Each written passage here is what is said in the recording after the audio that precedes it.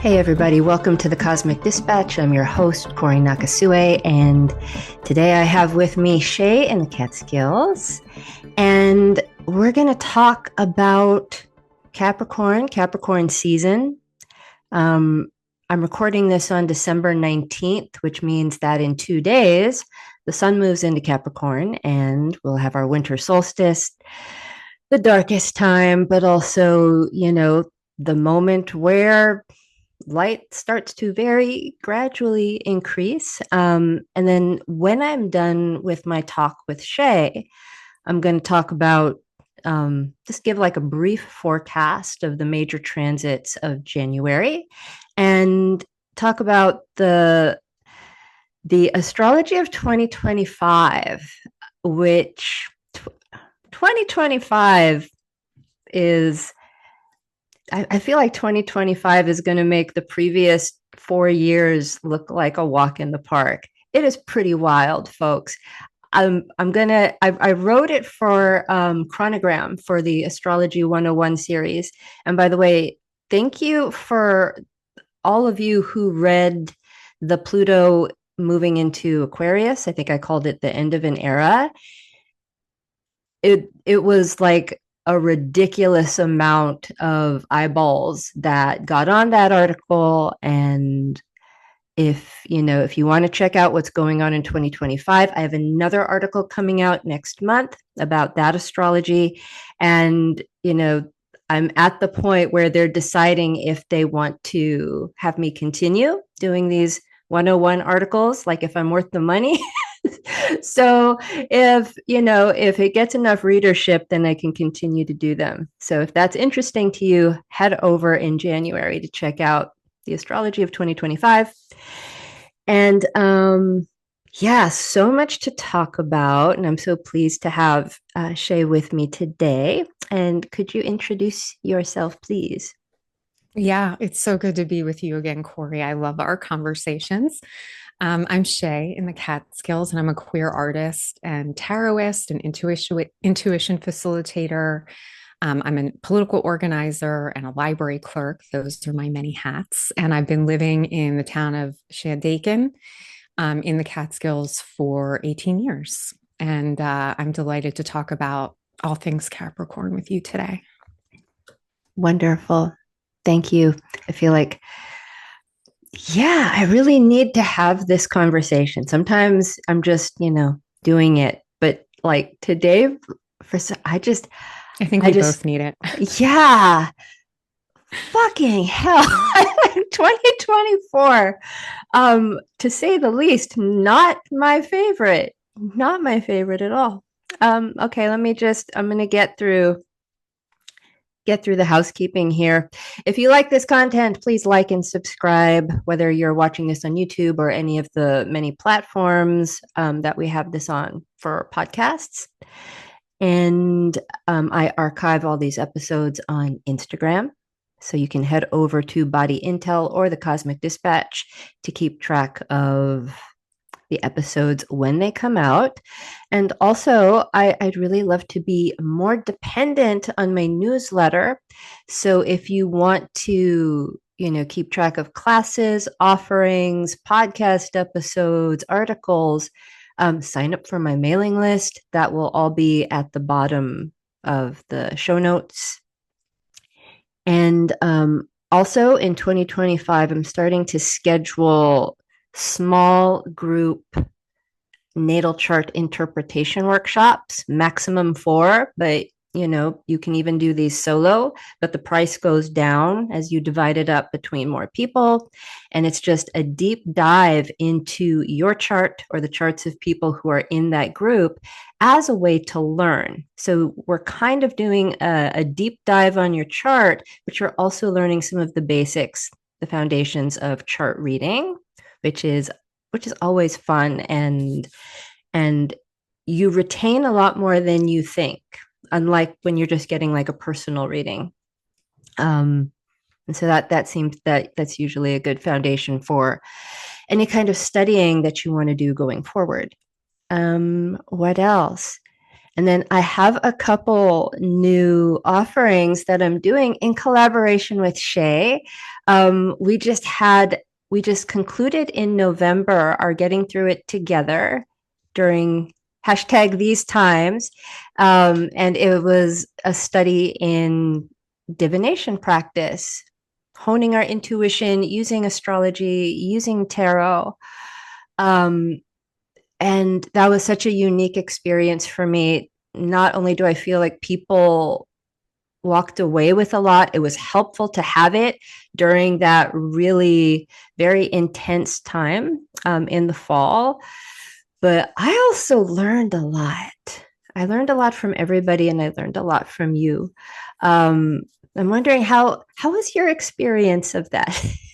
I remember when we were talking about what should we do, and it was kind of like we started at the place of like, what do we need? And as it turned out, as I was going through some like major personal family stuff while that was going on. And it was such a support to me to have that group. It was a real I feel like I grew in myself as a facilitator to um be vulnerable and not feel like I'm the one who has to have it buttoned up. I showed up pretty undone for a couple of those sessions and leaned on you heavily and like felt supported by the people who were coming, and people just really brought their like actual schmactual lives and the mess of them, and fear, and all these things that were going on. I just felt like we created a space. What I remember most clearly was sort of like the way we would check in together and kind of how the check-ins felt, because people would check in at sort of at some length and quite authentically, I found. And then, feeling what it felt like when we were closing up each session, kind of the transformation that would happen over that 2 hours from how we arrived to what we did together to how we were leaving. So that kind of is what sticks out in my mind about the experience. What about you?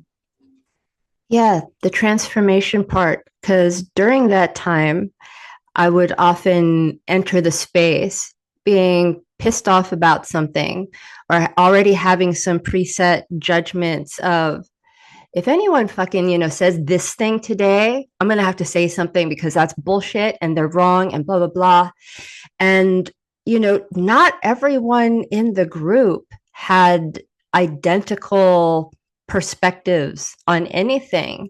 And I would feel myself, and like I knew, like, because everyone expressed so fully, I knew what a lot of different people, what their opinions were about different things. And in my head, of course, I'm like, okay, yes, no, like really, judging. And, but after everyone expressing themselves so fully, and also, people were probably doing that to each other on some level, but the respect that was shown in group, the open-mindedness, the open-heartedness, like that really softened. It's like after I heard someone, voice something that I was in disagreement with, but explain why, and like really feel it coming, from such a just personal place. If a human being is expressing distress and and trusting you with that at the same time, even if you disagree with them, I don't know how you can feel like they're, some enemy or opponent. It really, that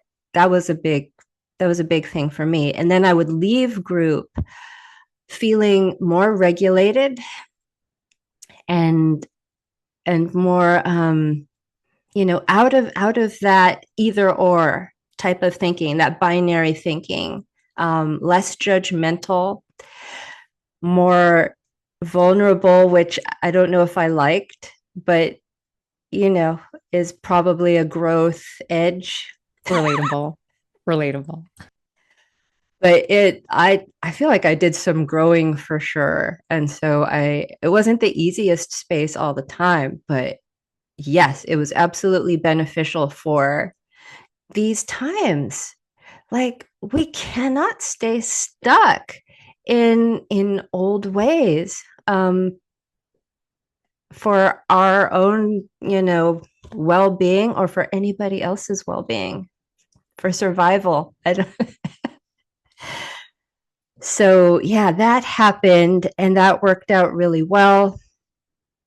And so one of the things that Shay and I are doing, it's a special offering called the correspondence, and it's a natal chart reading. It's a duet natal chart reading where I look at the astrology of the natal chart, and through these correspondences, which is basically all the ways that astrology shows up in tarot, always has. This has always been a thing. It's not a new thing. Um, Shay looks at the cards, and with Shay's vast knowledge of tarot and working with people, intuitive practice, so many other things, we do a combination reading that ends up being very rich and full, and and it combines traditions without, I don't think it makes it more confusing. I think it just kind of, the stories from tarot and the stories from astrology kind of corroborate each other, from what I've experienced. And I don't know if am I missing anything about that particular reading? No, I love the word corroborate there. That makes so much sense to me. I think that a natal chart um, delineation and then mixing the tarot with that is a way of seeing like what are the curricula of your current lifetime? Like what, in your natal chart is, and by extension, the tarot, what is being suggested in terms of kind of the curriculum for this lifetime, things that you're going to be encountering, this sort of resources that are available, the things that are challenging but that provide, a true like deepening into your life. And we're offering it as a recorded reading, and so you get to kind of enjoy it at your leisure at a time of your own choosing. You'll have a little bespoke bedtime story from the two of Oh, I us. like that. Yeah, about your natal chart and tarot correspondences. And yeah, I'm pretty excited about it. You and I have such incredible kind of collaboration work synergy that like I'm very excited to start offering this. I know, me too. I kind of want one. I kind of need one right now. um, but I'm also looking forward to working with you in that way because it's deepened my experience of the astrology, or at the very least, like it's shined, it's shed light on a different facet of it, and it's like unearthed more story and more image and different kinds of resonance. So I'm very excited to offer those. And we also have, and I'm really looking forward to this one, we have a Venus retrograde workshop coming up, and that starts on March 9th, and it's going to be 4 Sundays, March 9th through March 30th. And if we're thinking about the astrology of 2025, that time between March and April, I keep looking at it over and over, I keep examining it because it's kind of blowing my mind. In that period between March 1st and April 12th, when we have that Venus retrograde between Pisces and Aries, at the same time in those 6 weeks, Neptune finally moves into Aries after 14 years in Pisces. With that Venus retrograde through Pisces and Aries, Mercury will also be doing its retrograde through Pisces and Aries. And I believe at some point, retrograde Venus and retrograde Mercury conjoin on the North Node in Pisces during that time. And that is also our first eclipse season with the nodes freshly in Pisces and Virgo. that is a shit ton of Pisces and Aries. It looks it I like want to make up a word for it. It's like confabulated or something like that. It's just It's like an astro clusterfuck. totally in the like most nebulous, open-ended, unfathomable sign of Pisces, and the most reactive and active and penetrating and confronting sign of Aries. And so the first thing that came to mind when I was like doing some writing for this was like, if Pisces is transcendent, ultimate, unconditional love, and Aries is just war. I said this is beyond love and strife. This is the universe. I don't know. It's huge. It's That like was the such a ocean. that there was such a great distillation. Your title for the workshop, Beyond Love and Strife. I was like, oh, yes, yes. I, and it's like everything beyond. So I just had to. I couldn't name the things that it was, so I just named the things that it was beyond. Because it's a lot. And so if anyone wants to hang out with us for a couple of hours for 4 Sundays while we talk about that sign or those two signs, the Venus retrograde in particular, and this brings up also a lot of archetypal information from the tarot. If anyone wants to do that, again, show notes, you can register. I think that might be a popular one.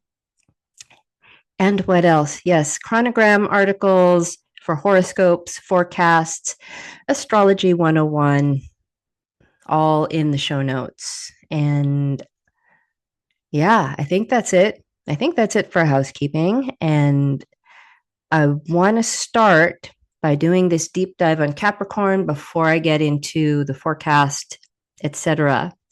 And I chose you, Shea, not just because I always would love to talk with you, but because you have a lot of Capricorn in your chart. And it's very, I want to say it's like a poignant set of Capricorn placements. You have the sun in Capricorn, you have the moon in Capricorn, and you have Mercury in Capricorn, which is opposite your Cancer ascendant. So that just kind of lights up your chart, that Cancer Capricorn axis even more. But because you're a Cancer ascendant, that means the ruler of the entire horoscope is the moon in Capricorn, which happens to be in its balsamic phase at the time of your birth. And I feel especially lately that I've gotten a chance to see, like really see that Capricorn moon in action. Um, I want to hear more and about that. well, it's beautiful. Like, especially when we were in group, there's a certain magic that you work in group where like I would I would never like I was watching it and I was like kind of in awe because I was like, how did she know to do that? At some point, sometimes we had like, I don't know, like up to maybe 12 people or around that in the room. And at some point, you would say something to everybody, to every single person, or acknowledge something that they maybe even said a few weeks ago, or some little detail that I could see made them feel seen, made them feel cared for. There was not one person that you ignored in any way. Um, and it was both methodical and structured in a way that like really held things together, and it was so caring and so nurturing, and the way I experienced your Cancer ascendant, because like your moon's in Capricorn, it was not it was not like saccharine or treacly or like like I don't know, annoying in any way. It was like real sustenance. Mm, And that was just so amazing to watch that kind of care in material action, which mm. I think of when I see Cancer Capricorn. It was it was like getting down to business, and the business was caring for these people. It was like, Wow. yeah. And yeah, and I know sometimes the moon, the moon is not said to be in like have its most amount of dignity in Capricorn. Supposed to have a tough time in Capricorn, Yeah. but you do it. Like you do it really well. And I also know it's it's difficult. Like I have like we both share that. We both have a moon that is in a place that's like really like you want me to be Uncomfortable. vulnerable here? Yeah, Um no. and and it was like really also beautiful to see you personally like on a regular basis trying to walk that line. And it's like, oh my God, how do I do Cancer Capricorn, and you doing it really well. And so that's a little bit about your Capricorn placement. And I would love to hear from a card carrying Capricorn stellium, you know, what does that feel like? How has that experience with Capricorn maybe evolved?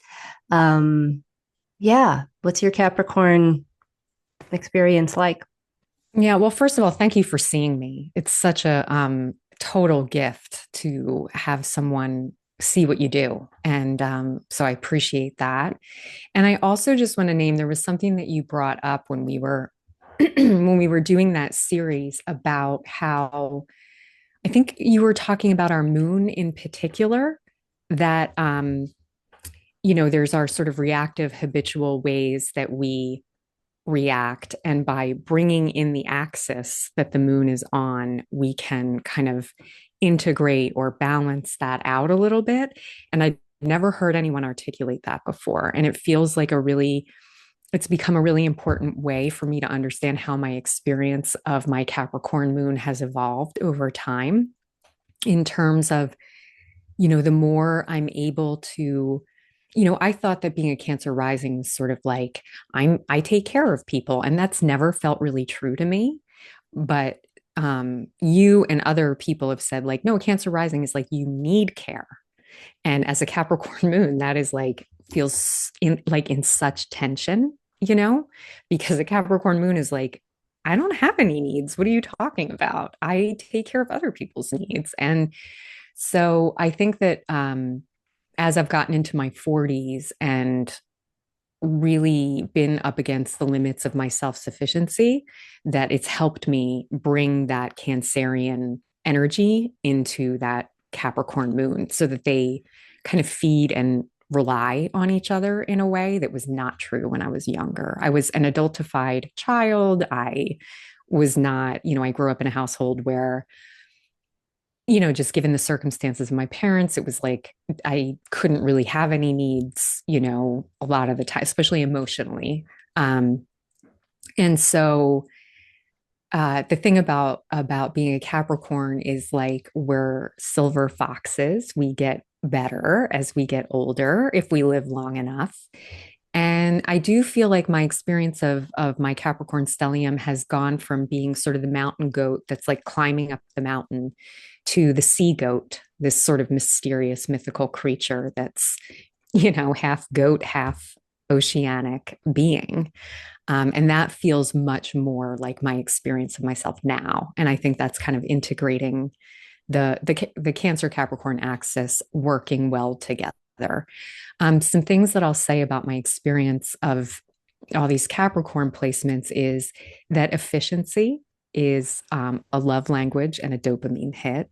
I think about, like, just as an example, like while my water's brewing for coffee or I'm like microwaving something, I'm like nesting little tasks in that period of time. Like I'm not just like standing there waiting. I'm like emptying the dishwasher, like doing that, I love, and that has been like a sort of rigid, controlling stress response, that's relaxed a bit. And I still, checking something off a to-do list or just being, effective is just like, it's the best. I'm also, I think I'm a person who's concerned with the real, with the practical, with resources, concerned with being dependable and loyal, and someone that people can rely on, that I do what I say I'm going to do. I think that's a very Capricorn thing. And I think the way that my Capricorn placements have evolved is that I've gone from needing a lot of control. I've lived in a high control environment at the monastery for many years, needing a lot of control to being able to create containers that can hold complexity. I think that's a bit of the evolution from like needing to know where the boundaries and the rules are and needing those to be hard and rigid to, creating a container that can hold a little bit of mess. I think is one way that that's evolved. So yeah, those are kind of my top line thoughts about my Capricorn situation. Wow. Beautifully expressed. Well, that's my Mercury and Cap. I'm a communicator, so Yeah. I'm a clear thinker. I'm a clear writer. I'm a clear communicator. That's one thing that I can like just say is factually true for me at this point in my life. And the balsamic moon there too is I feel like I have one of my sort of magics is distillation, is that I'm, taking in a lot of information, curating a lot of things and distilling them, getting to the essence and communicating sort of the TLDR basically. Wow. Again, and then when you were just describing that, like your communication is so beautifully organized. Like it warms my heart when I have a lot of Aries. Like I don't want a lot of filler. It's like what is it? Can you yeah. So I so appreciate that. Um and so we are heading into a new year. And this is, the time when a lot of people start talking about New Year's resolutions and, new things they want to start and new goals, they have things they want to achieve and accomplish for the new year. Um, how is that with you? Like, are you a like goal setter? Like, in X amount of time, I would like to accomplish. Is that how you go about like organizing how you do things? I think it used to be, I used to be a planner. And then again, in my early 40s, I started just relying a lot more. Um, I think something that Capricorn, and I know we're going to get to this, the sort of popular notion of Capricorn and like, what it actually is and can be, is looking at like, so instead of setting goals, asking more kind of foundational questions about like, what does success mean for me right now?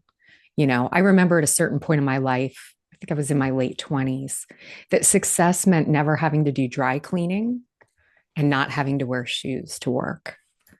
Love it. Like that to me was like, and asking myself all the time, like success to me at this point in my life isn't about having 10,000 people's eyeballs on a social media account. It's about being seen in my specificity and idiosyncrasy by people I'm in community with. And, I mean, for example, that's what you just did with me here, is like that to me is success. So I've never had this sort of ambition to have a best-selling book or be, I don't actually want a lot of people knowing my business and what I'm up to. A small deep life is kind of, my desire. I think the other thing that Capricorn invites us to ask is, what is security to me? What is it? Where is it? Um, what is true social security? What does it mean to um, feel secure? And in our culture, that's about money because we have to live inside of capitalism, and we know that true social security is connection and depth of relationship and developing relational skills and practice together. I mean, that's what it is for me. And I think the other thing that Capricorn kind of invites us to ask is, how are we expressing what we're devoted to through our time, money, home, and behavior? Like through our earthy, practical resources. And there's making a list of our goals, and then there's what we're actually doing with the 24 hours of the day. And I think when we get into some of the tarot correspondences, it's sort of the gap between our stated intentions and what we're actually doing that I think Capricorn invites us to consider. Mm. Wow. Yeah. Spoken like a true Capricorn. All of those things, that you listed, like, the depth and the quality. A lot of these things are things that are achieved over time. And that's, Capricorn's ruler is Saturn, Chronos, like time. And so Capricorn has a lot to do with the things that endure, that are durable, that take a long time to ripen, like, it's like aging like a fine wine, all of that. Things that take a long time to get really good at. And why, I think it's also associated with goals. Like, these are things that are not at a present date, they're somewhere off in the future. And then there are all these steps that need to be taken if you are that type of person where you're setting a goal, and then you have the container of time to reach that. Like, time is its own support and container. And yeah, speaking of time and ripening, getting wiser, Capricorn has a lot to do with cronehood. And I'm wondering if you have anything to say. Like, we are people of a certain age. We are definitely not babies anymore. And yeah, sure, we might be do you feel like you're in your crone years, or are they still ahead No, of you? I've entered a practice of eldering, and I think that could be because I have a lot of young people in my life. But for whatever arbitrary reason, I think about sort of the threshold of crondom as the second Saturn return. So I feel like I still have some time on that. But I feel like I'm in this, I don't know about you, but I feel like I'm in a total sweet spot of like, I would never go back to my 20s were a hell realm.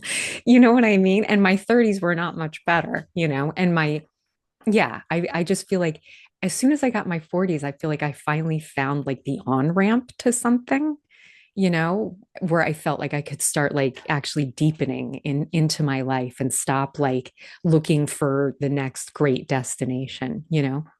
Yeah, I feel that too. And it is largely because as I age, I'm actually there are more and more people who are younger than me just in the world. And so in relationship, I'm like people are like asking for things from me with this idea that I know more or I know better or and I have had more experience, and that's just a little, I still find it a little jarring because I don't think I identify as old. I I think I I don't still, either.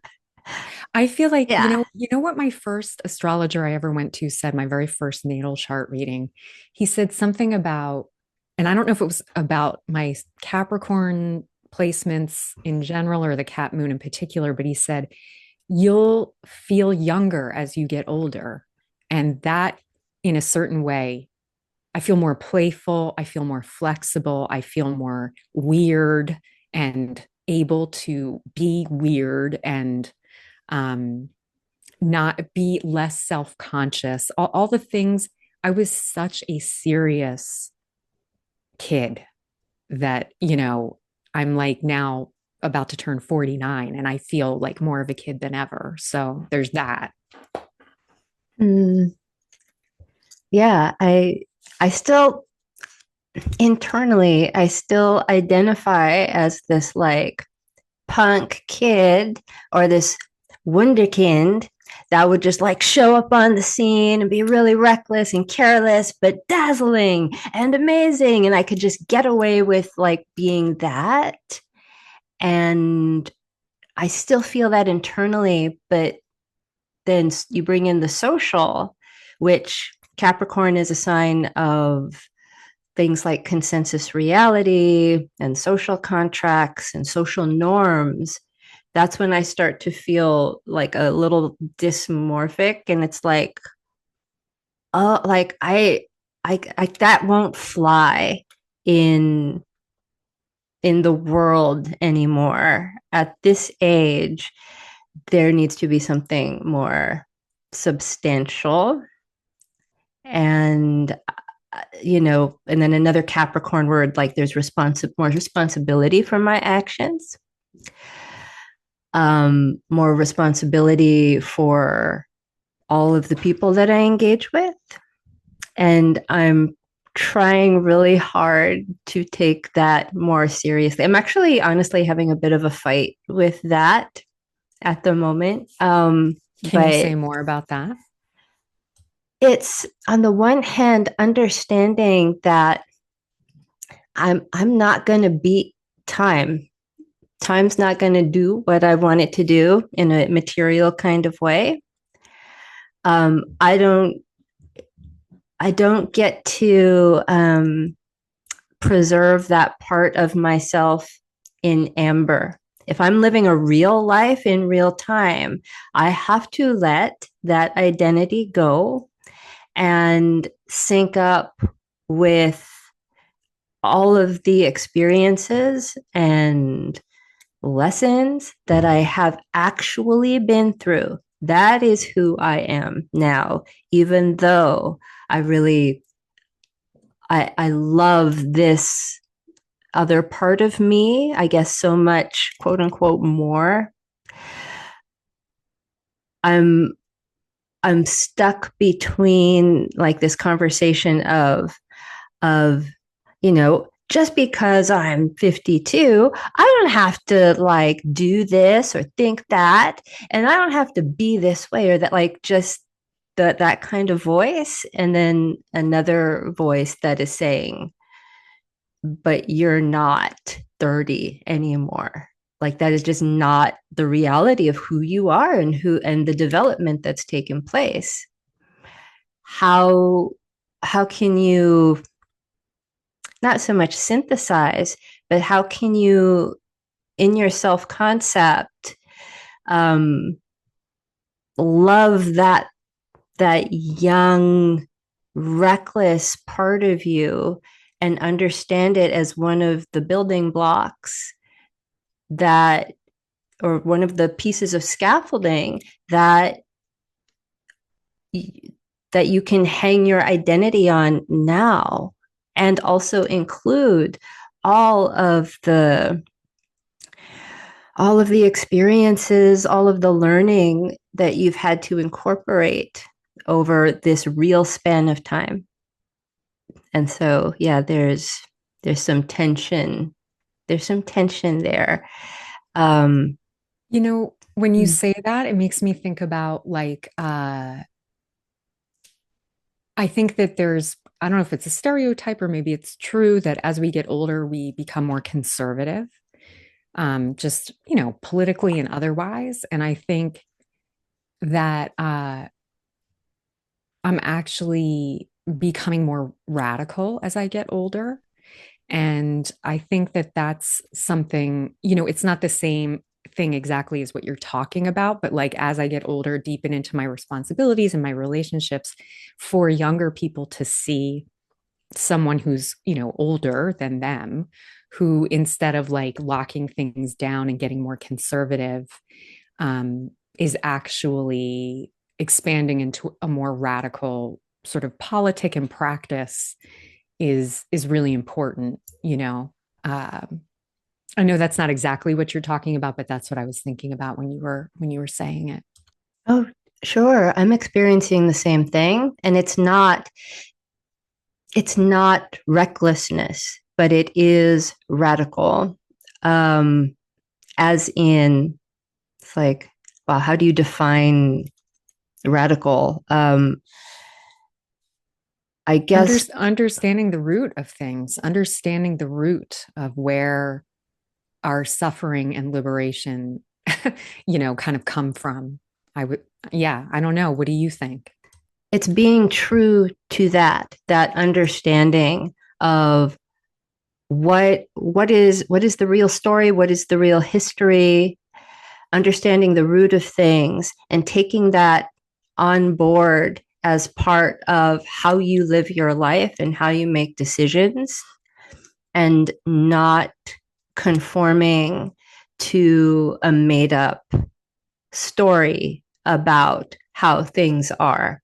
And once you've been able to discern what stories are made up and what the reality of situations are, and how we get rewarded, quote unquote, rewarded in some respects for playing along with certain illusions and accepting the responsibility and some of the sacrifices you have to make to live in accordance with what is actually happening, and how what's actually happening, like where it comes from, and deciding to eschew some of some of the treats and some of the easy acceptance of living with the illusion.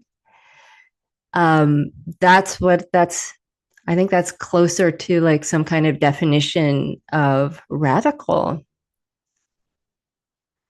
because it's not the accepted. If we're like again sticking to the sign of Capricorn, which is what is the social norm, what is the status quo, um, and and now if we're this, I feel like this is sending us into, what do people tend to think in pop astrology about Capricorn. And that is definitely one of the things. It's the conservative, but like there's a difference between like being politically conservative and then like having a conservationist type of way of being in the world.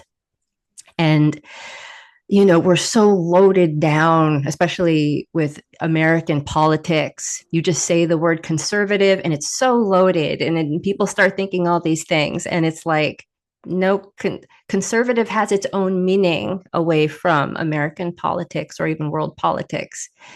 I don't know where I was going with that. But yeah, Capricorn gets saddled a lot with this not changing thing, which I don't think is true. Well, if I can actually bring in the tarot, so Sun in Capricorn corresponds with the Four of Pentacles in the tarot, right? So if we think about the Sun in Capricorn, it is the darkest time of the year. It is winter. It is, you have harvested everything for the year. There's no new anything coming in. So being conservative with your resources, and that's like your food, but also like your bodily resources. People were sleeping when it was dark out, like we're so I think the sort of tension between the sort of popular notion of Capricorn is so tied up in capitalism that we kind of miss what Capricorn is actually really about. This I've learned a lot from you, but the Four of Pentacles, is typically seen as sort of hoarding or yeah, basically like hoarding resources. But what I usually tell people is there's times when being conservative with your resources is the move. There's a time when saying yes to everything and giving all of your money away is not the move, right? There's a time to actually slow things down, like be conservative. And I feel like the Four of Pentacles, and which is Sun in Capricorn or Capricorn season, we might say, just from a sort of cycles of the sun around the earth, it just makes a lot of sense.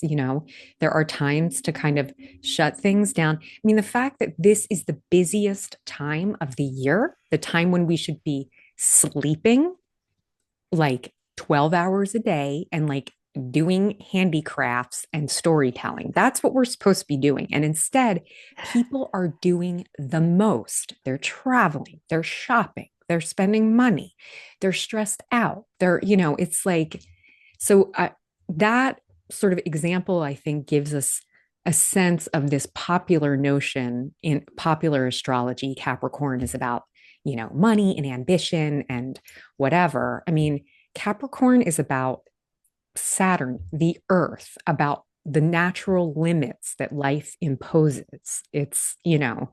So anyway, just wanted to kind of say that in terms of conservative and conservation. Like, what does that actually mean in an earth-based kind of way? Yeah, it's it's a no. Like, in very broad terms, in astrology, you might hear, yeah, Saturn is a no and Jupiter is a yes. And that just sounds like, oh, negative and positive. But no, like a good, strong no it's defining, it's powerful. It saying no to certain things opens up some very clear other directions. A no is clarity, it gives shape. And, this conservation energy, if you're listening on the podcast, I'm making this gesture of like pulling close into my body. It's Capricorn's a feminine sign, and all the feminine signs, it's not a gendered thing. It's where is it in or is it out? Is it up or is it down? And the feminine principle of Capricorn, it goes in and down, whereas a masculine expression would go up and out. It's like more like introverted, extroverted. But how you can think of not necessarily Capricorn, and this is a whole thing in especially Hellenistic astrology, where people can be very, I'll go ahead and use the word fascist about it's like, you cannot conflate the planet with the sign, with the house. They are all so, so, so different. And yes, they are all different. But come on, there is some overlap. You just have to be, careful about what you're conflating, but there is some of that there. Um, I think of Capricorn/Saturn as when you get like a big chunk of marble and you start hacking away at it and you start picking at it, you get this shape, right? You get the sculpture from what you take away. And a lot of times, and this is also true too, this is just life. Two things can be true. Like Capricorn is seen as a sign that builds, where we're like almost like the person in the four of Pentacles. It's like we're amassing things and trying to build something and give it shape. That's one part. But if we're bringing in Saturn and this idea that it's a feminine energy, we are actually taking things away so that we get a shape. And so that if that helps anyone thinking of like, well, how do you take things away and build at the same time? Sculpture would be like a really clear example.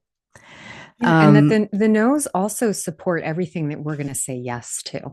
Mhm. Because, Saturn as a limit is like we can't say yes to everything. Our time and our body and our resources are finite. And so without saying no, our yeses don't mean anything. I love that. Oh my God, I'll just bring it in. I had a relationship with someone who said no to me all the time. And it was so frustrating. I don't like being negated or said no to. Um, and it used to like really infuriate me. But oh my God, when there was a yes, it was the most meaningful, best, and trusted yes, as opposed to like other people I would be around who were more easygoing and they were like go with the flow. They could do a lot of different things, didn't say no to me a lot. But then their yeses also made me are like think, are they just saying that to be nice? Or are they just saying that to, they don't because they don't want to get into it with me? I loved this person so much because like we would argue all the time because he would say no to me. But in when you're working things out with someone who's saying no to you, there's there's depth, and like I really felt this person's presence as this other being. Sometimes when you get someone who's a little easier or easygoing, and it's easier, but you don't get a really good sense of this other person, this other influence in your life.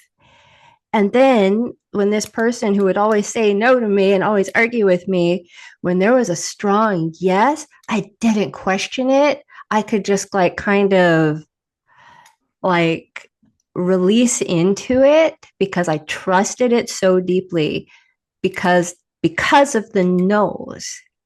That's the trick is that I find it very hard to trust people who will never say no to me.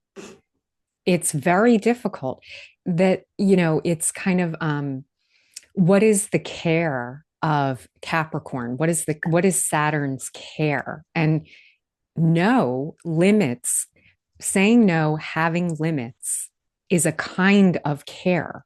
Someone, when I'm with a person who understands what their own limits are, I really feel like I can relax because I know that I'm not going to have to worry about, are they overextending? Do they feel obligated? It's like, and of course, hearing a no doesn't always feel good. But once the relationship is established, it's like actually such a deep form of care for someone to be like, I can't do that. Is there someone else that you can ask? It's like because if we don't have the capacity and the kind of relational practice to be able to say no to each other.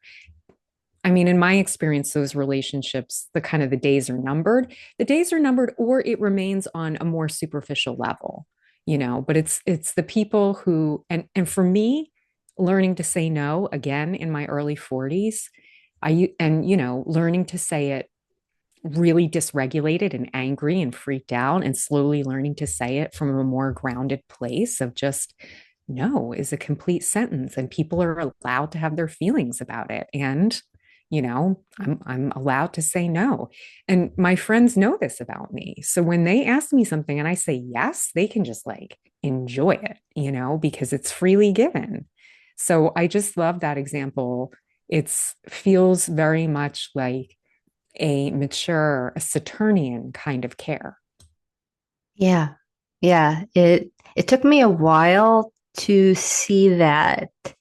Um just because yeah, it's no fun hearing a no, but anyway, also like when in reference to like being with other people, um like we I don't know, I won't speak for everybody, but like I want the feeling that there is, if I'm going to share time with a whole other person, I want it to feel like I'm with a whole other person, who's different and that I can learn things from instead of kind of getting into this soupy mix of like, yeah, or people who are just like really nice and then just wondering, you're just being nice. You don't want to get into it with me. You don't want me to see who you are.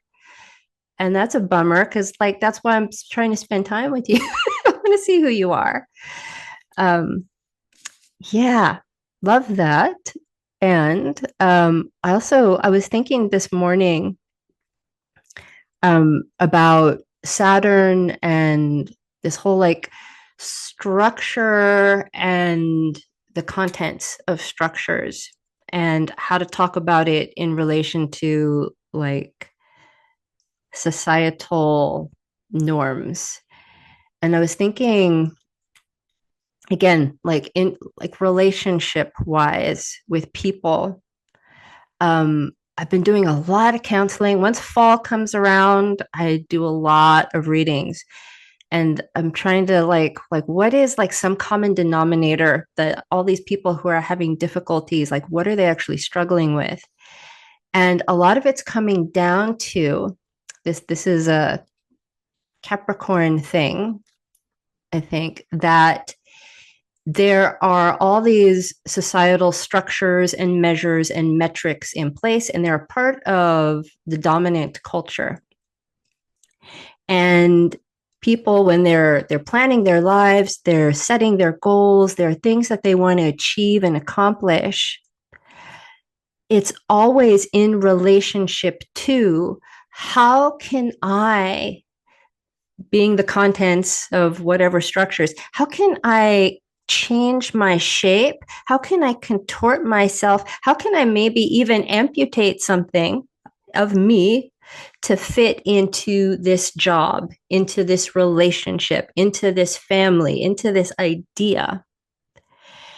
And that I see as um, not a not a great way to deal with how you structure relationships or your life. But that seems to be what a lot of people want to do. And I tend to want to express, well, what if we flipped that?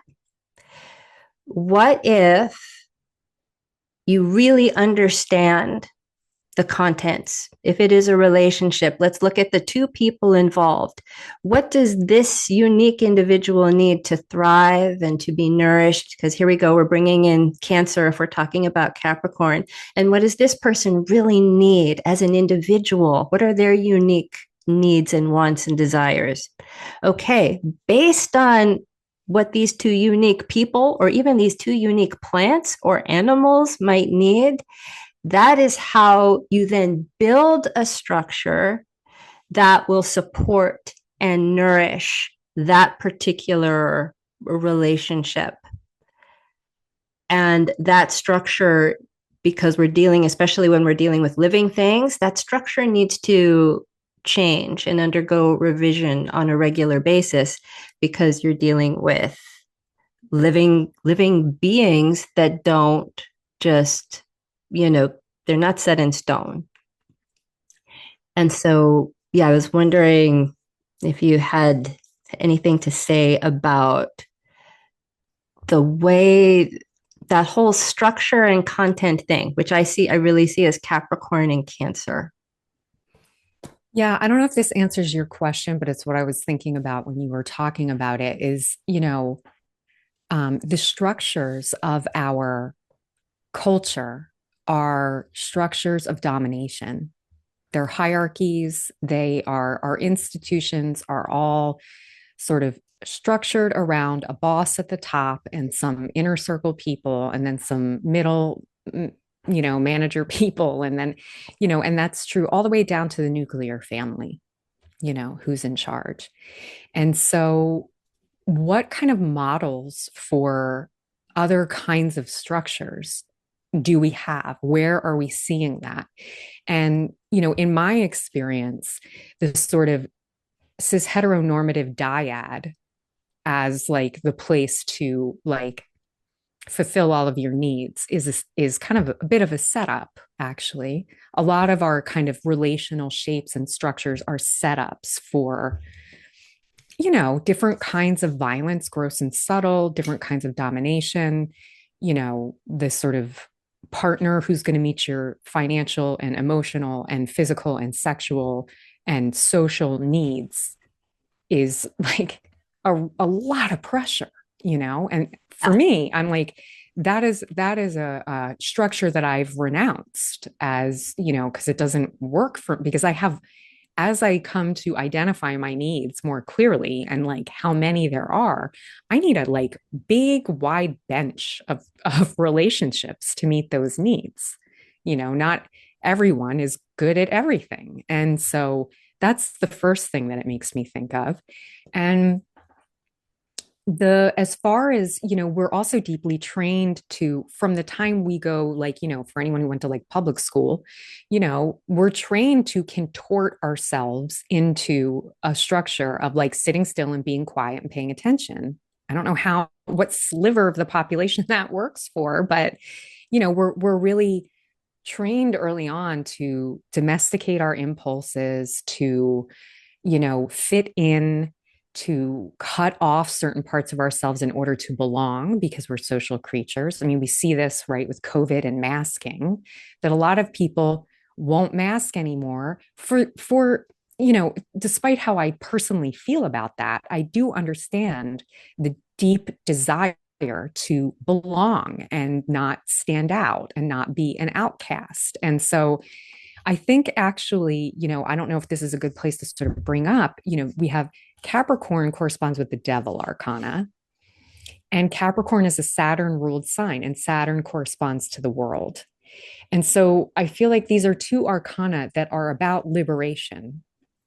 The devil, we can think about as sort of what giant black hole in the middle of our life is sucking all of the energy out of is like standing between us and our liberation. The devil arcana, I think, is really inviting us to consider the gap between what we say we want and what we're doing. That's what I think about when I think about the devil. And there's a lot of other significations for the devil, obviously, commonly addiction, feelings of being trapped, being sort of enslaved to the material world. But fundamentally, I think that the devil is about liberation, and namely what's in the way of it. And by the time we get to the world arcana, we have this beautiful naked dancer within a boundary. All depictions of this arcana show some kind of boundary, a woven garland. Here it's an Ouroboros. That's the Saturnian limit, right? So, the world, Saturn is like, how can we be free in reality? Now, who we are now, what our life is now, not at some future time when the conditions are perfect, because spoiler alert, but like that's not going to happen. So, the devil is kind of like, where are the gaps, the leaks, the places where we are like leaking our vitality, and the world is this place where we have a good boundary, a good container that lets us feel free, that lets us, I think in capitalism, we're conditioned to think that freedom is like 50 different kinds of cereal and being able to choose what kind of cereal we want, but actually limits and constraint are extremely conducive to, you can ask any artist, constraint is what allows deep exploration to happen.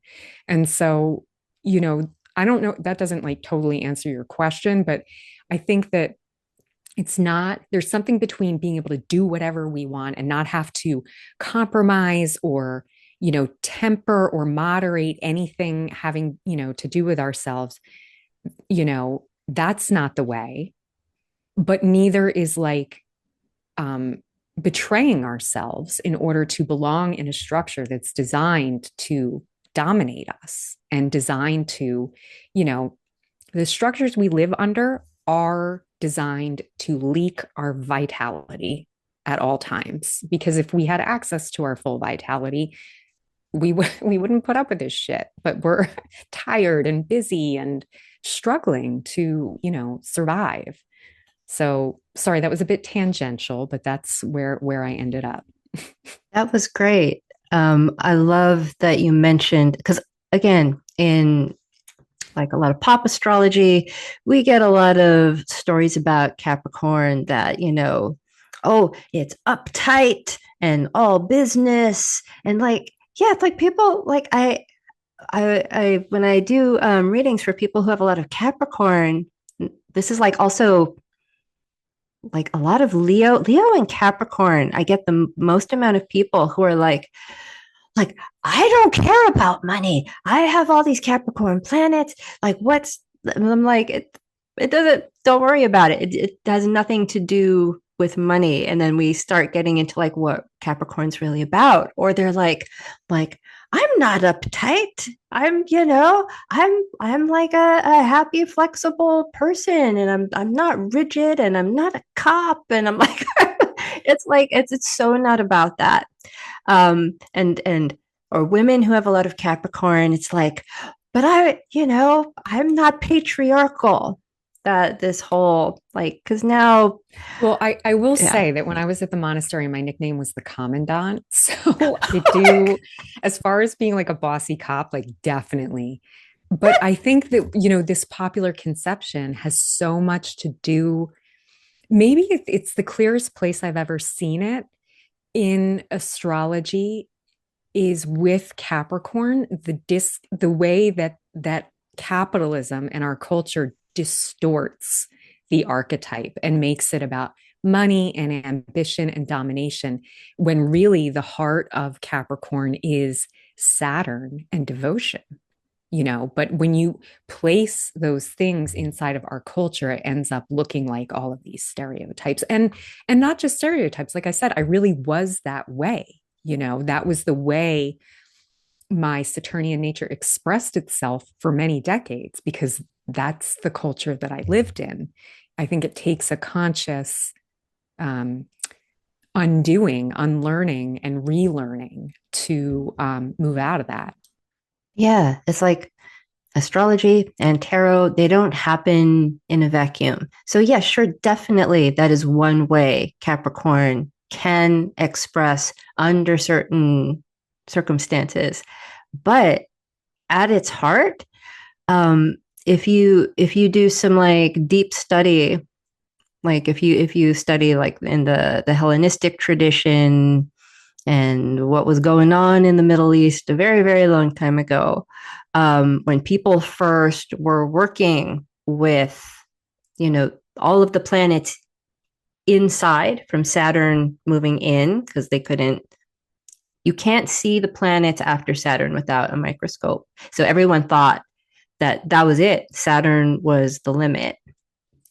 Um, but Saturn represents it's actually kind of the planet of the mystic because it's the gatekeeper between what I can see with my naked eyes, again, like what's quote unquote real, and it guards all of the things that are beyond that.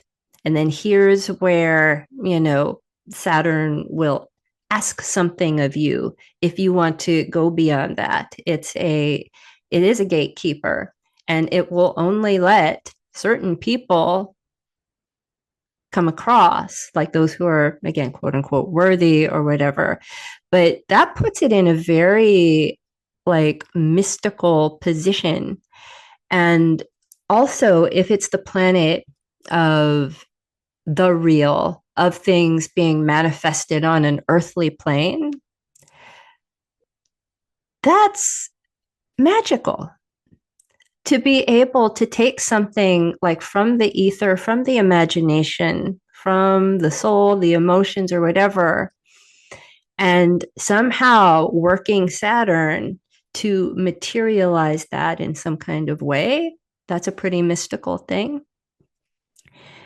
And yeah, where else was I going to go with that? Oh, And it also brings into question, if Saturn is the, make it real planet, then we have to question, well, what is reality? And reality, Saturn will always, that's why it gets the bad reputation. It's like, oh, Saturn's coming. I'm going to get the, reality check, the report card, um, the chicken's coming home to roost kind of thing, karma. Um, the only real reality for most of us is this, for all of us living beings, is this time span that we're here, because Saturn is also death. And we have the solstice coming up. That's, it's winter. It's when things go fallow. It's the actual earth, the dirt. And the conclusion when we're working with Saturn of where we end up, like what's it all for, what's it all about, when coming to terms with that. And that's why it can be like a dark time.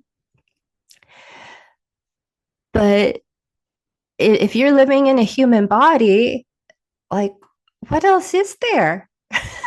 You have to deal with it, especially if you want to also experience the magical. You're experiencing all of that through this finite form, and you're experiencing it by being on this ball of dirt. And that's the reality of being here in a body.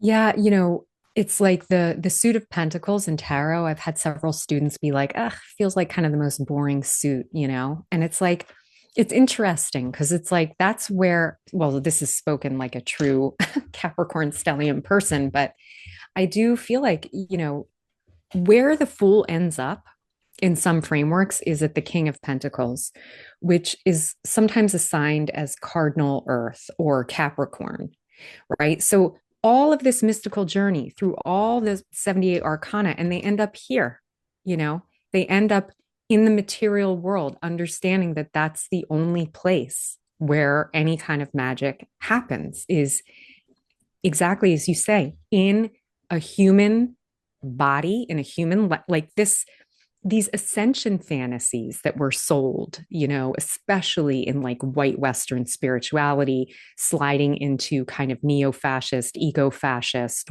we're gonna transcend. No, everything comes from the earth and returns to the earth, period.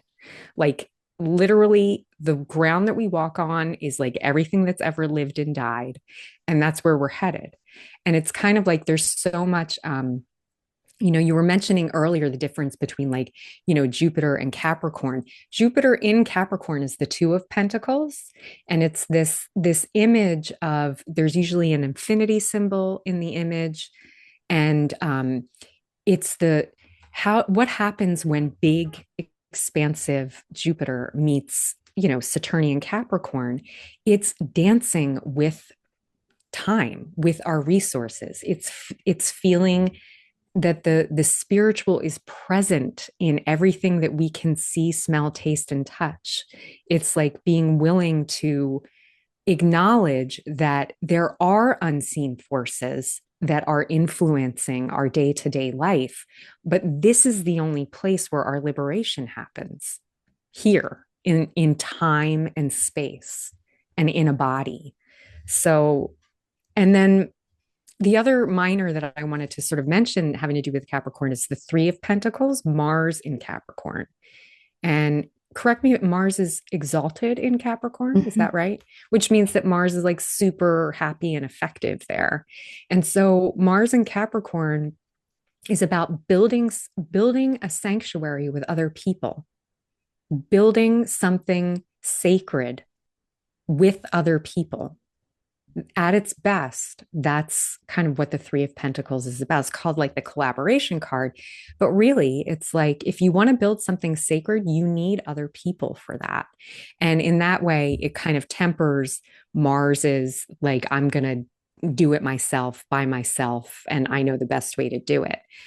So I feel like Capricorn and like the suit of Pentacles And Saturn, as a mystic, I love this, the doorway to the unknown.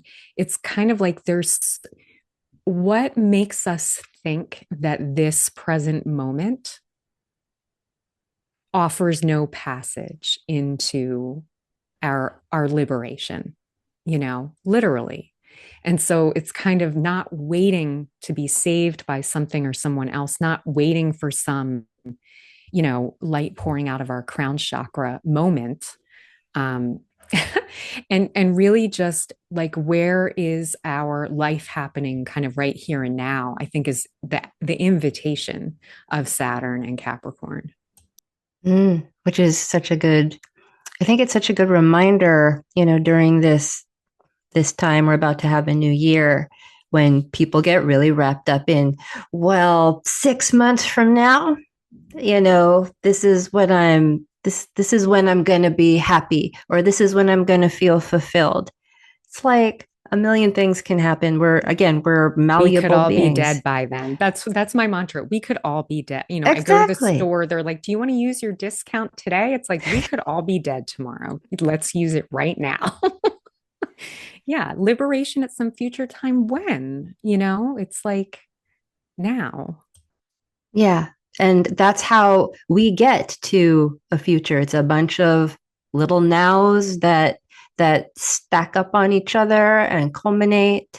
And like I have a hard time with Capricorn stuff. I have Jupiter in Capricorn, which also that feels constricting. I don't feel like I'm getting the amazingness of a Jupiter and the bigness and the freedom of a Jupiter in another place. There's always conditions, but also it keeps me from like going way off the rails, which is sometimes what I want to do, because it's like I'm hemmed in. My Jupiter is like, there's condition. Okay, you want to get that big? You want to be that full? Okay, here's what you have to do. There's like What degree is your Jupiter in Capricorn? 7. So you have Jupiter in Capricorn in the decan of Jupiter, which means that the Two of Pentacles is a life curriculum for you. And I just want to say, Joan Bunning, who is an amazing tarot writer, said about the Two of Pentacles that at its best, it's the feeling of being graceful and effective at the same time. Okay. So you have the Two of Pentacles. I mean, of all the arcana to have, it could be much worse. But I just think it's so interesting that it's in the decan as well.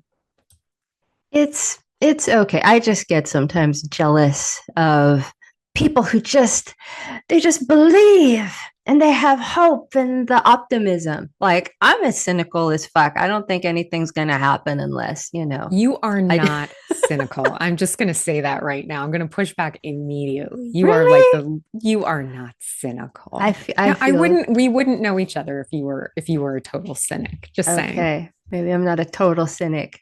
I don't know, pessimistic or something. But I also want to flip the script. So we've been talking about Capricorn in a certain kind of way. And I remember we were at one of your tarot circles that you do once a month. And like I think it was a day when the devil card kept coming up and people were like what? Okay, we need to like really like understand the devil and all of this. And then like it was very in front of mind that another reading on Capricorn specifically, since it is the feminine and it's what is real. If we think about, well, what is the real nature of reality? What is life really? It brings in actually the feminine chaotic principle, even things like chaos magic, and that the oppressive side of Capricorn kicks in sometimes when we do not have a good relationship with like all of this neatly organized and labeled and what's the word I'm looking for that starts with a D, like I don't know, delineated world we think we live in with its structures and systems. And That is a response to the chaotic feminine that is actual. If we look at nature, if we just look at messy human beings and all their bodily, stinky needs, wants, desires, like that's when you, like, talking about intimacy, that's when you really know somebody. When you've like smelled their stink, when you've seen them become unhinged, like that's when you know someone. Until you've seen and smelled some of that, you're getting a very manicured presentation of them. It's under control. They're defining it and locking it down according to some metric that they're trying to measure themselves against or with. So there's a palatable, organized presentation. But the reality of life inside us, messy human beings and animals and the earth, is that it's it's actually quite chaotic. It has its own intelligence that we don't fully understand, that we do things like this to kind of get a window into. And then when it feels too much, like because we can't control it, us, especially top of the food chain humans, we can't control nature or our feelings or happenstance. Well, we need to get that under control. We need to build some structures and systems so things don't get out of hand. And then you get that kind of type of representation of Capricorn. But there are a lot of Capricorn stories that have to do with Pan and the horny goat, like these wild representations of these earth creatures who actually cause a lot of havoc. And then we get into the interplay of reality, like stinky reality, like showing itself and also trying to control it, trying to suppress it. And so I just wanted to express that because I don't hear that a lot when I hear people talking about Capricorn. And like, especially also sexually, like Capricorn has in Virgo too, these earth signs, like very buttoned up and very, strict and structured, all of that. But they're earth signs. I know for a fact, I know lots of Capricorns, I know lots of Virgos who are just sexy and horny as hell and very alive. And for the ones who allow that in themselves, um, yeah, they're the ones who are like coming in to astrology readings saying, like, I'm not that. I'm very, earthy and in my body. And I'm like, of course you are. Of course you are. That is a Capricorn expression as well. And you're allowing it. Good for you. Because it's so easy, with years and years of cultural conditioning about you can't ooze out. You got to put on that deodorant, put on that bra, have don't let your stink out. And Capricorn is quite stinky. It's the hummus, it's the earth, it's where we decay and decompose. That's some stinky shit. I'd never heard this kind of delineation of Capricorn before you brought it to us that day at Tarot Circle. And um, it's such a relief in a way to hear about it and to see how much of my understanding of Capricorn, and I think just the general popular understanding of Capricorn, is the patriarchal response to everything that you just outlined in terms of mess and chaos. And it makes me think about, and I think that this is also true with Virgo, that it's through devotion and ritual. And, we can think of like ritual as creating a container to be in relationship with chaos and mess and what we Yeah. can't control. And so that I think, because Capricorn is, corresponds to the knees in the human body, this posture of being your knees on the earth, in a posture of devotion. It's how do we be in reverential relationship with the forces that are beyond our control. And as opposed to Capricorn as a way to control.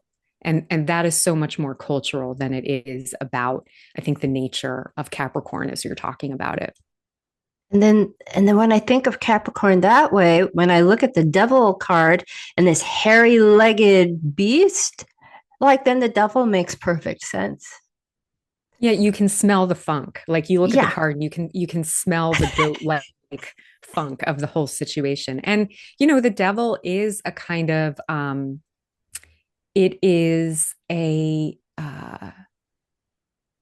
I think there's a way to look at it as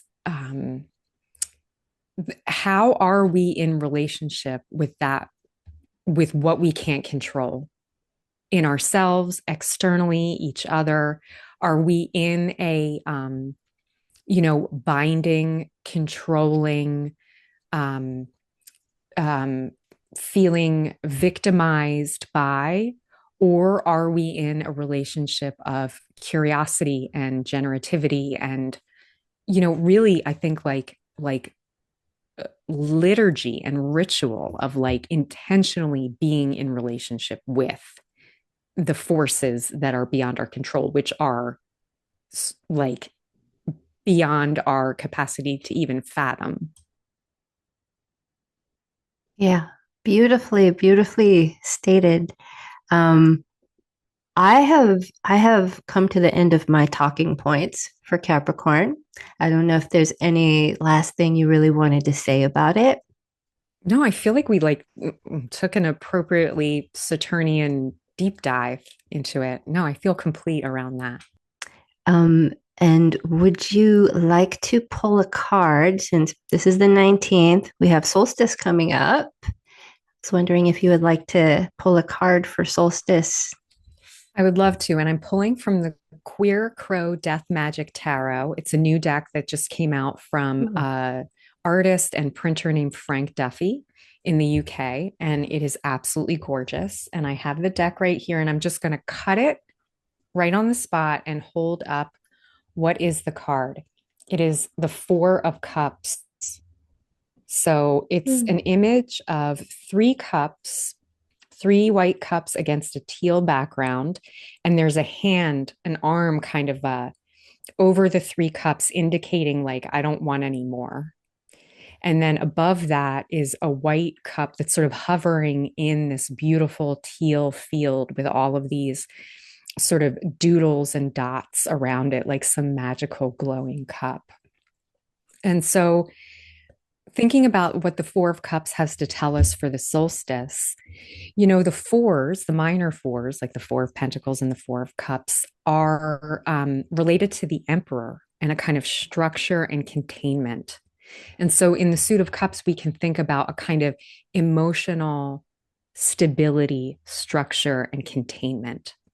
And sort of, I think, inviting ourselves with the solstice to call in what helps self-regulate and co-regulate with other people, what keeps our emotional waters from being, stirred up into a tsunami, and really taking care to tend to our nervous system, our emotional regulation, and knowing when we've had enough of something. And that kind of quiet turning inward, this feels like a very solstice kind of situation, a kind of turning inward, not a lot of um, stimulation, being aware of what we're exposing our, psychic body to, in terms of what we're watching or listening to or participating in, and letting ourselves be fulfilled by sort of the simplicity of the season. Hmm. Well, good. Um, I'll go to bed right now. Thank you for permission to go to sleep. But no, yeah, I think that's just good advice all the way around right now. It's still a very reactive time. There's a lot of shit going on. Um, so thank you. Thank you for talking about Capricorn with me. This was such a treat. And it always is. Shay's information will also be in the show notes if you would like to. Oh, yeah. Do you have any new circles going on? Yeah, first of all, just thank you. It's always so delicious to get to talk to you about anything, but especially this. And I have a new study tarot series cohort that is starting in January. It's going to meet on the second and third Wednesday of each month at 6 p.m. Eastern. And we go through all of the arcana in numerological constellations, beginning with the magician and the aces. And it's an opportunity to look at the tarot, its symbols and interpretations as a group, seeing how other people see, and also an opportunity to bring in like what is happening in your own life and also what's happening in the world.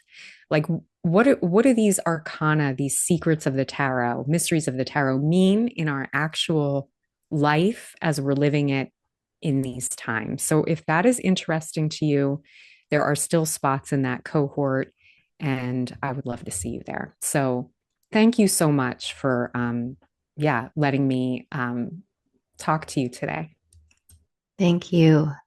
Um, I'm going to take a quick break, and then in about a second, I'll be back with a December, January forecast and some of the big astrology of 2025. So, see you soon.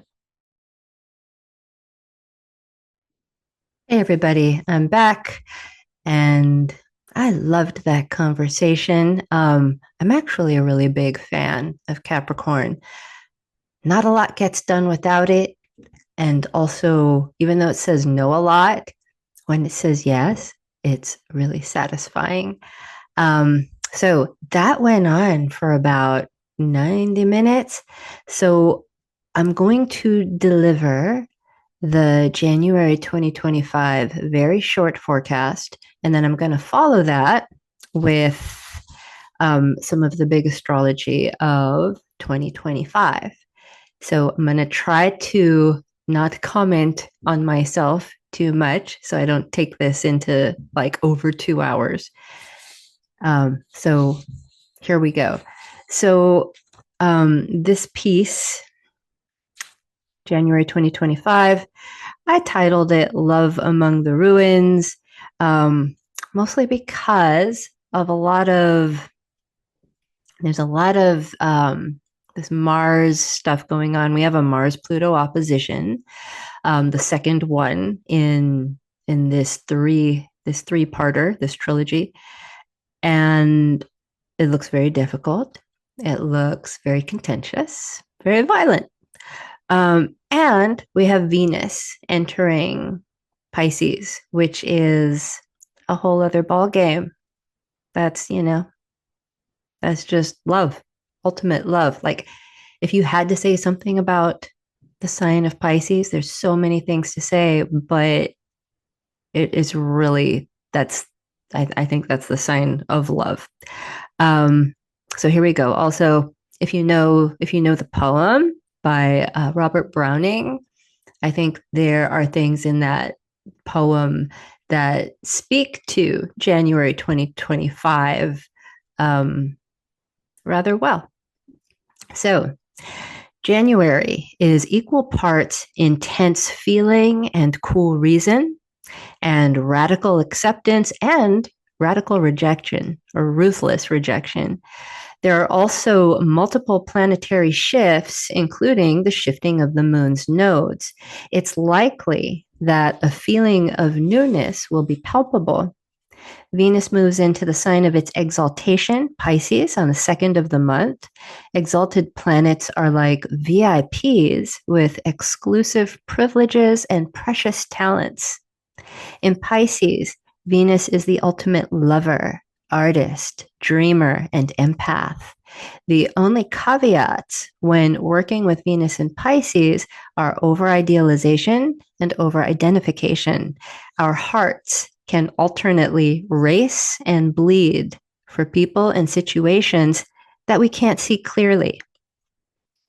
In stark contrast to that, warrior planet Mars faces off with unrelenting Pluto for the second time on January 3rd.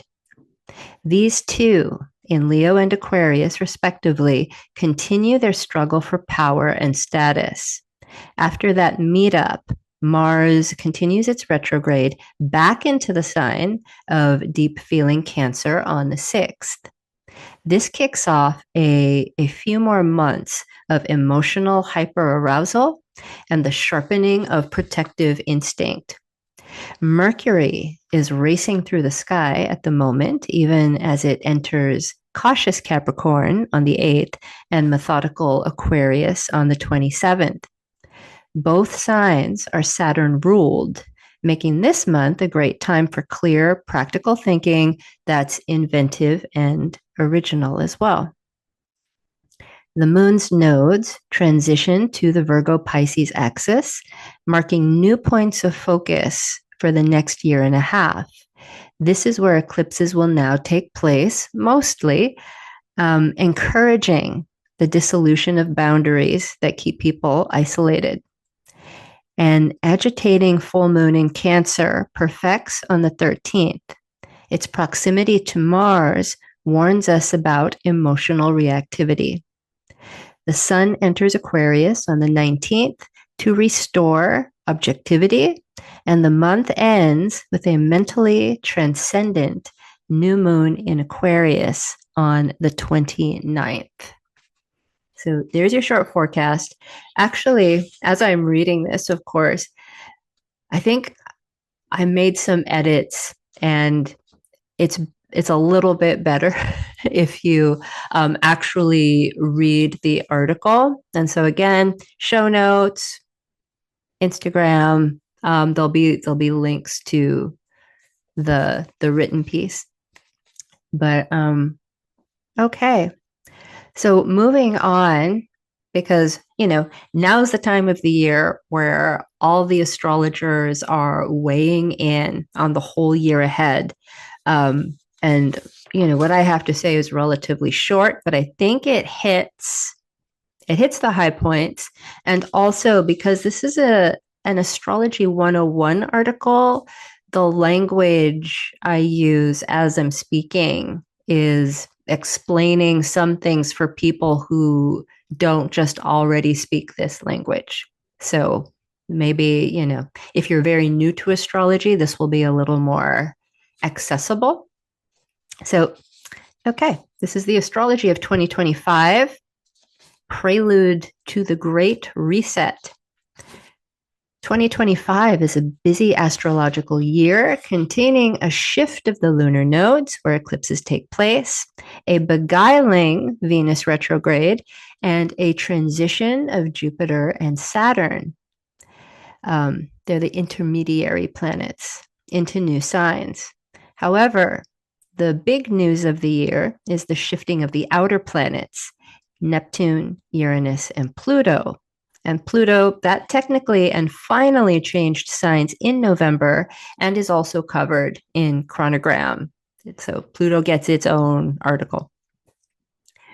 The outer planets, which are farthest away from the sun, have much longer orbits than the inner planets, Mercury, Venus, and Mars, and are thought of as symbolizing deeper processes and more complete transformations for larger swaths of the population. For instance, astrologers often consider the outer planets to have generational influences as opposed to more personal significance. In the practice of mundane astrology, the astrology of world events, the outer planets provide the overarching rhythm of environmental shifts. There is also a bit of a fake out element to 2025's outer planet movement. At first glance, it might look like there's going to be an entire change set or a set change. Like when a film crew strikes the old set and new pieces of scenery, lighting, and performers are introduced. Due to retrogrades, Saturn, Uranus, and Neptune return to the previous signs they occupied by the autumn of 2025. The effect with respect to these planets is similar to watching a movie trailer and then having to wait a few more months to see the actual movie. All planets will officially be in their homes, their new homes, by May of 2026, which is when the stories that are being teased in 2025 will have full expression. Many astrologers are calling the spring of 2026 the Great Reset, but 2025 is still a pivotal year for breaking up and unearthing the last stubborn bits of structure, system, and organization that obstruct new foundations that need building. We're in a construction zone. Expect more chaos, confusion, and red herrings. And what I mean, like red herrings, I think in 2025, there are going to be a lot of things that are introduced that people get very loud about.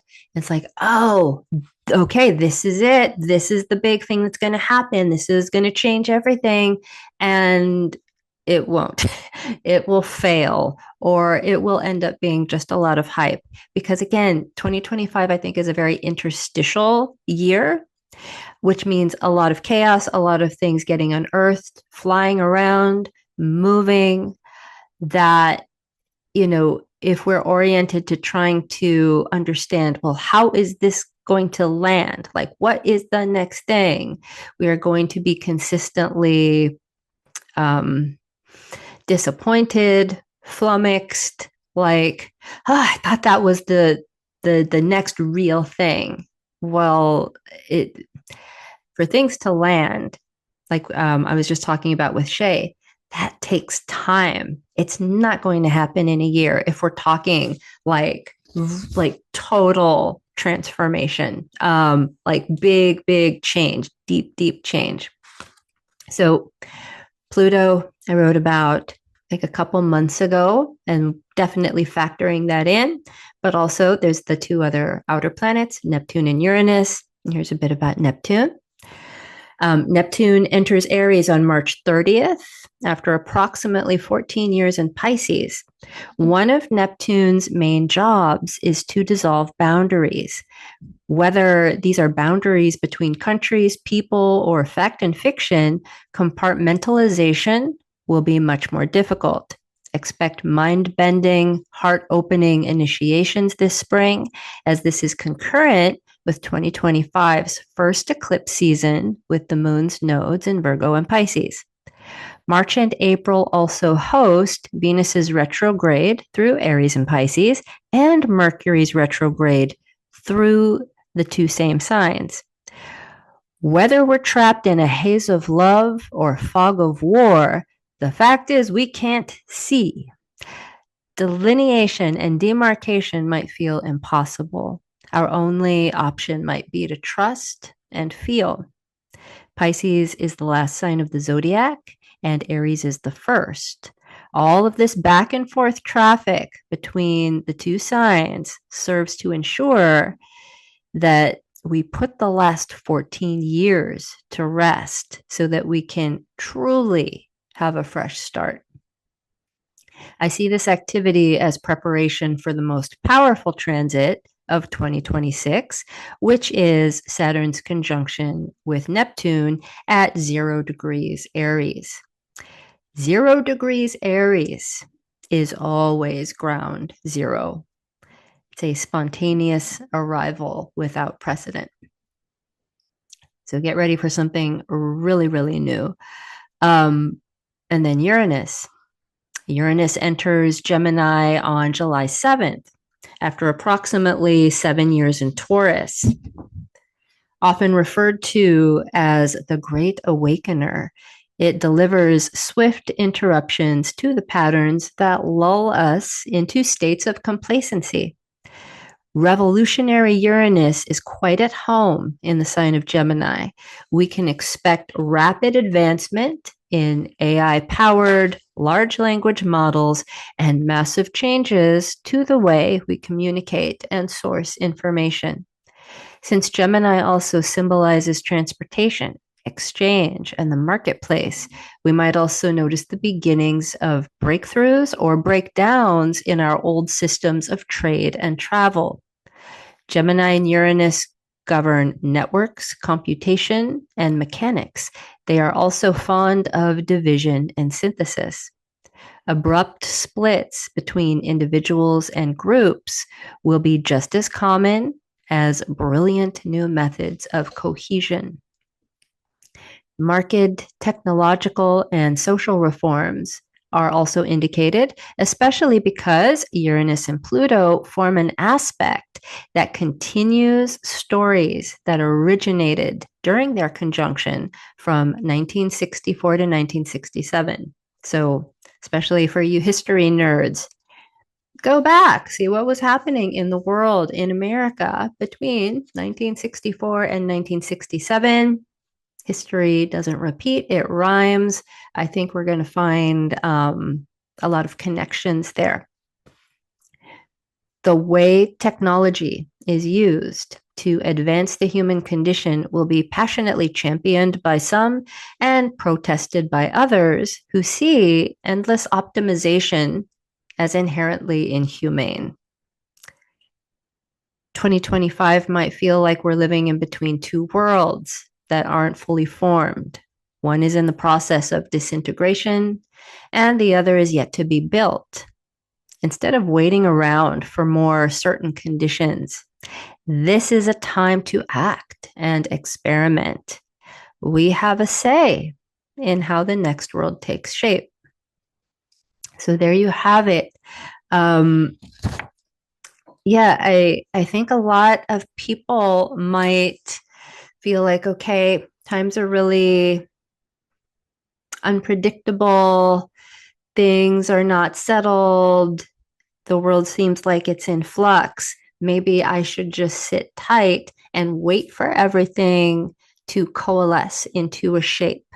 Wait for things to become more stable before I make any moves. The problem with that is if you're looking to move forward or make change, once things solidify, you're trying to change inside of an environment that is solid. You're going to have to like break it up again to get some movement, to get something new to happen. If you take advantage of the fact that nothing is set yet, you can introduce new things, you can get rid of old things, and it's a lot easier because nothing is set. That's the whole point.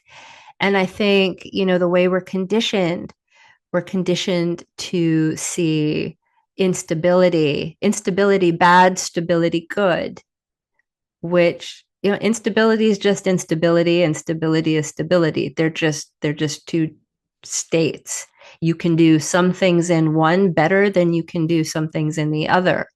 So why not, during this unstable time, make some changes, try something different. If it's bad, it doesn't work out, it's not going to stick. And yeah, sure, maybe if you're trying to solidify something, that's not going to stick either. But then just wait for the right time, which is like what astrology is all about, right? The rhythm, the seasons, the cycles. That would be that's my short take and my short advice on the astrology of 2025. There's a lot going on. There's a lot of great content out there. There's some not great content out there. But explore. Give it all a listen. And then check in with yourself. What's resonating? What makes sense to you? What are you willing to take a chance on? And again, this is a great time to take chances on things, because there's not a big consequence, because the rules don't apply, or at least they're starting not to. So the only rules you're imprisoned by are the ones that you have have been habitually setting for yourself. Okay, now I'm really going to stop there. Have a happy new year, everybody. I wish you the best, and I will see you next time.